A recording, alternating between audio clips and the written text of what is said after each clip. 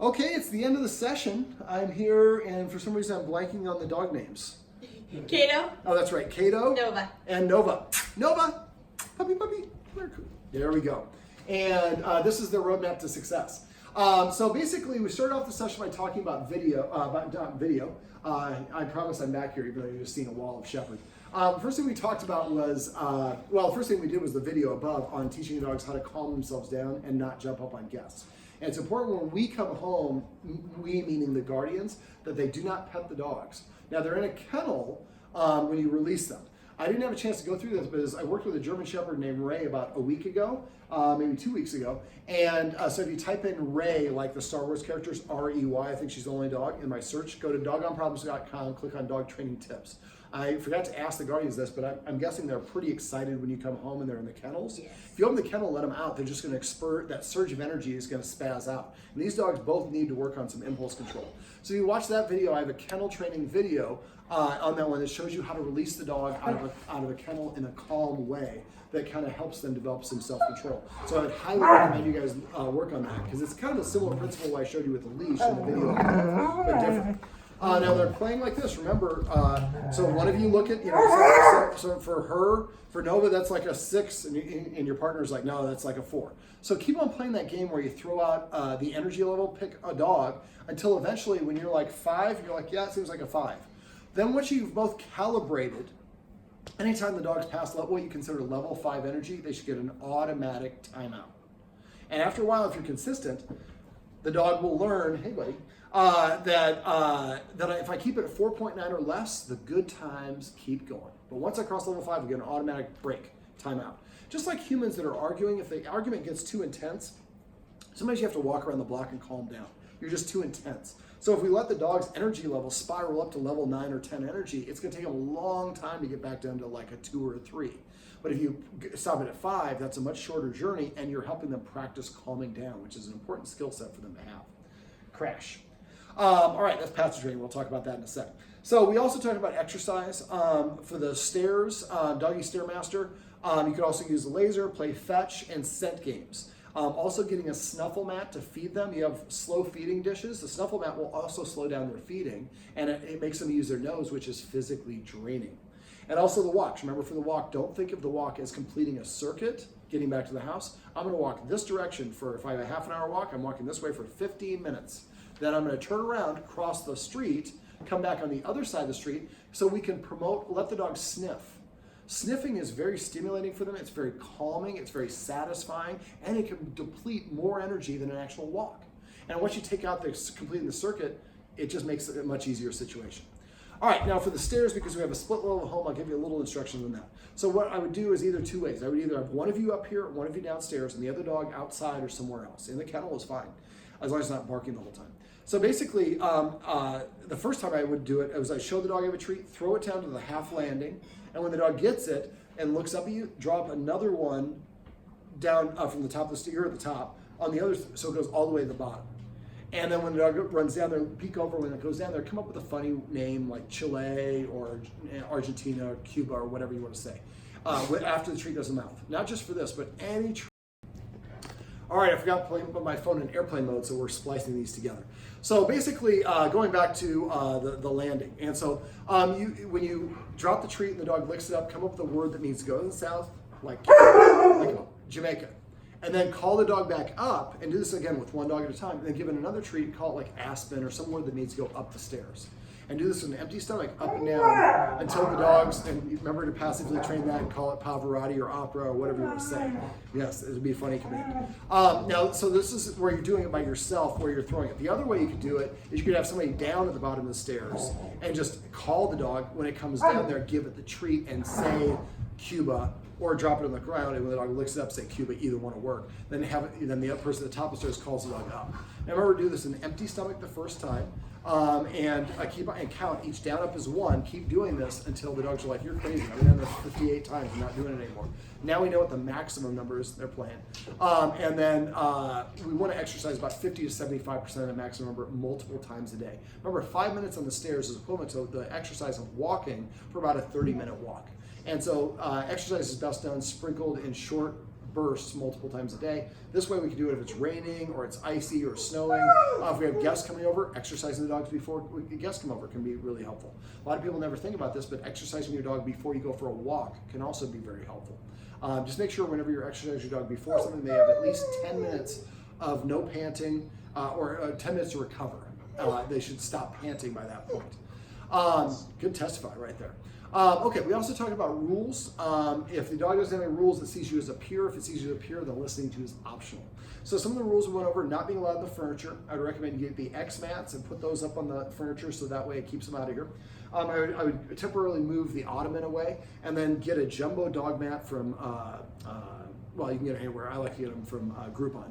And make sure it's a light cream, white, or light gray. Get the big one, the jumbo size. They're about $45. You can unzip them. Try to get one like this, like a cushion, not one that have little buttons or little crevices in it, because that's where treats get found, get lost. So throw the treat there when the dog goes and gets it, say Carney, or leave a treat there when the dog's not paying attention. When it finds it, say Carney, or leave it there, put it in a sit or LAY, then give it the treat and say Carney. After a while, the dog starts going there, then we throw the treat after the goes there. So first is to entice them to go there, then it's to reward them for going there. And have a dog bed in every room that you hang out in, that way the dog has a place to go. So not being on the furniture, the dog for the bed, Kaeto sleeps on the dog on the human's bed. She does not. So I would say he's only allowed on the bed once you guys invite him up. So you get in bed, you fluff the covers, you read, you do whatever you want to do. When you're ready, you call him up and you tell him what part of the bed is his. Now, if he doesn't like it, there's a whole lot of floor for him. So it's your bed. You're being nice and generous, letting him borrow it. If he doesn't like it, then he can do it on, without the status of being on the bed. Being on the bed is a status position. And for the furniture, at the end of the 90 days, these rules will be in place for at least 3 months, 90 days, or as long as the problem's still going on. Let's say at the end of 3 months, you want to invite the dog up. It's a one-time exception. I invite the dog up, and it's for good behavior. So I invite you up and start whining or barking, you lose the privilege. Or I invite you up, and you go get a drink of water. When you come back, you need another invitation. I was going to go through structured feeding. I didn't have a chance to go through it, but if you go to my website, go to doggonproblems.com, click on where it says Dog Training Tips, and click on the right side of the box. There's a search box on the desktop, or if you're on a phone, it'll be at the bottom of the list. You type in structured feeding. I showed you how to do it in the kitchen, but it'll walk you through how to do all of it with feeding the dogs individually, and I'd recommend doing that because that helps them develop a little bit more respect for you as an authority figure and practice some self-control amongst each other. I can't go eat while the other dog's eating. I have to stay at least 7 feet away because the humans are enforcing that boundary. Even though they're not necessarily standing in front of me, I know they're going to enforce it. That helps both dogs feel I can be comfortable eating my food. The other is like, man, they won't let me go and try to intimidate the dog and get their food. And eating, like I said, they spend 90% of the time in the wild looking for food, so it's super important. A couple other just quick housekeeping things. Make sure always pet under the chin, not on top of the head. Say the command word and only the command word, not good sit, just sit. Now sit. Come up with a list of the official command words. And then if somebody's saying a different version of the word, you say vocabulary, the person says, thank you, come instead of here, or whatever it is. Those things will just make it easier for the dog to remember.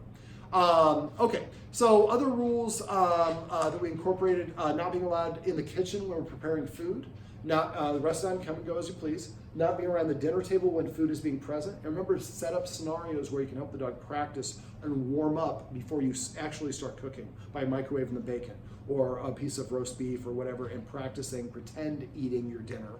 And so watch the dog out of the corner of your eye. As soon as it comes across, you use those escalating consequences to disagree. Okay, so also you have to sit at the door. Go to the door and say sit one time. You don't sit, I walk away. They have sit 3 seconds to sit, or whatever the command is. So you say sit once and don't ask, tell. And if the dog doesn't sit within 3 seconds, then walk away and sit down nearby, wait for 1 minute, then tell the dog, give the dog another opportunity to do it right the first time. Sit. Don't sit this time, and walk away for 2 minutes and sit down. Next time, sit down for 4 minutes and 8 minutes and so on. Make sure you're seated. After a while, the dog kind of realizes as soon as I sit, the door flies open. So I'll go sit at the door as my way of saying I like to go outside. All right, so we also talked about, those are some examples of rules, but look for other examples of rules. Playing fetch, you have to drop the ball. Remember, when they have a low value item, hold that treat in front of their nose, and as soon as they drop the ball, or whatever it is, pop the treat in their mouth, say the word dropping. Don't show interest in the item. And it helps to do it with other items rather than the ball. Okay, so we also talked about passive training and petting with a purpose. guarding, just doing some passing. Oh, it reminds me, both these dogs have been taught to shake. And so every time you reach for them, they start doing this. So when you're doing that, if these are the paws on the ground, you reach to start petting the dog, don't wait for the paw to get up here before you stop petting. So if I start reaching, the paw comes up, this is when I pull my arm back. Right when the paw leaves the ground. Don't wait for it to come all the way up here. And you probably have to, at first, don't practice shaking anymore, but they're still going to try to do that. So you reach, they pull the arm up, you paw back. And I mean, I had to do like 5 or 10, but eventually they realized paw stays down, they continue petting me. So, all right, so for petting with a purpose, if the dog nudges you or tells you what to do, instead of validating that by petting them, that tells them that, yes, you are the boss, because when you give me an order, I listen. So instead, give them a counter order. Tell them to sit or lie down only. If they're already sitting here, ask them to sit here or lay down. When they do sit or lie down, pet them under the chin, say the word sit, or crash, I think this is what the word we're going to go to, testify. And then pet them once to an infinity number of pets. Then up under the chin to facilitate a nose up, just say the word sit and nothing else. And don't say sit, sit, sit, just say sit once. And then you pet them as much or as little as you want.